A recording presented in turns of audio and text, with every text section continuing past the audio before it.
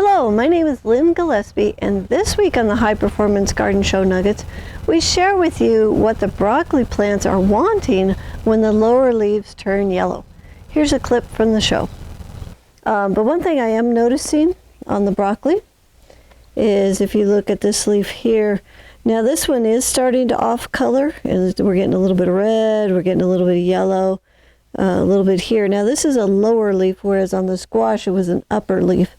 So when the lower leaves are starting to off color, that means that the plant is transferring nitrogen from the lower leaves up to the top of the plant, which tells me that they're hungry and it's time to feed them.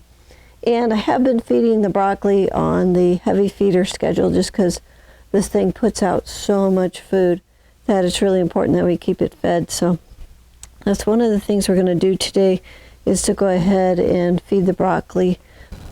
This clip is from the High Performance Garden Show Year 8, Week 12.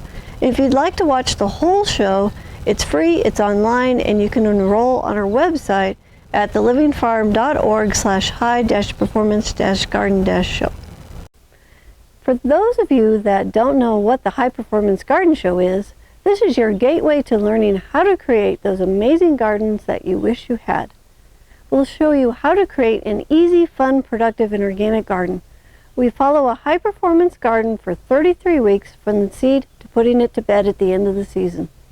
This tiny 128 square foot garden produces over 800 pounds of food worth over $2,500 in one season with only a 15-minute a day commitment, and all the weeds from this garden fit into one pint jar.